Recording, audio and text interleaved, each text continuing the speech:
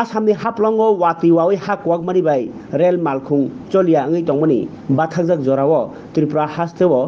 मानिखनि मरगनानि फासिं अबाहाय जराव petrol diesel लग तेबो मामथगि आंमाबाय राजा सायाथै फालै बुइ गोबां रां आजिव होनो हापांनि बोखांतै मकल कायजम जाकमानि यागल ताबक पेट्रोल बाय डिजेल जेसेके पाना थिगि रै तंदि बियाले ओङैनि तंखा आबाहाय केनो साल गोबां ताइ थाङै मानगलाखा फियाबा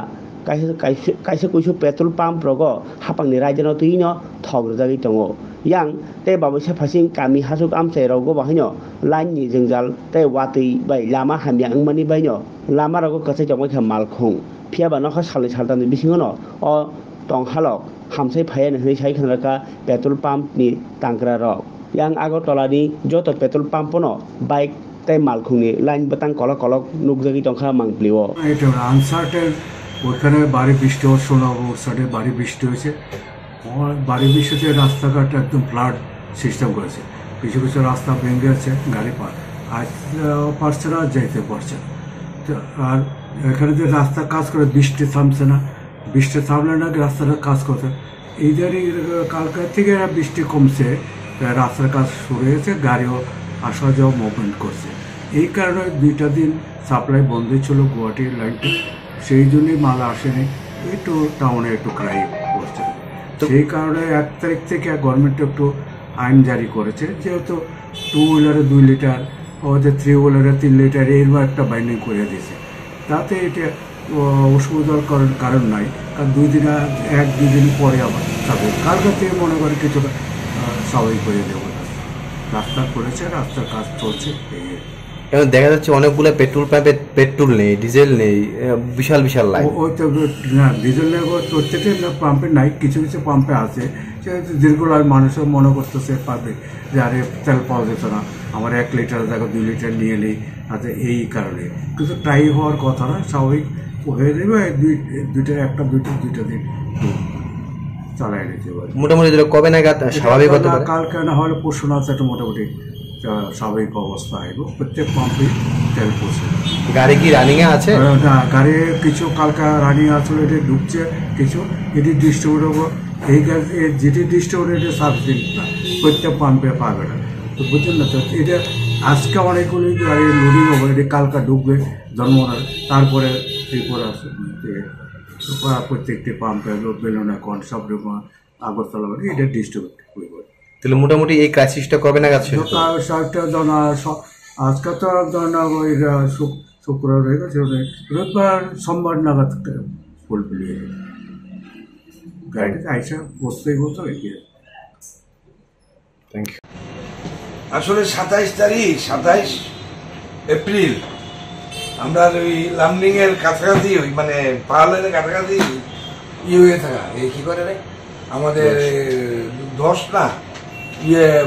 আউটলাইনে থাকা ওয়াগন আউটলাইন হওয়াতে আমাদের ড্যামেজ দিছে ট্র্যাক ড্যামেজ দিছে লাইন ট্র্যাক দিছে ফলে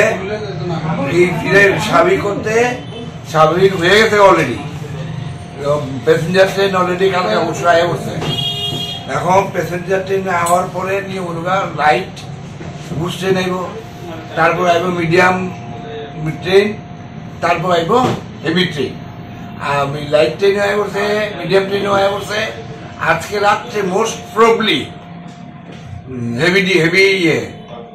ট্রেন 5 দিনে কালকে আয় বলবো ধর্মনগর কালকে ধর্মনগর আইলে খালি করে লোড করে কালকে রাত্রে সকালবেলাই সব নর্মাল একদম টোটালি নর্মাল হয়ে যাবো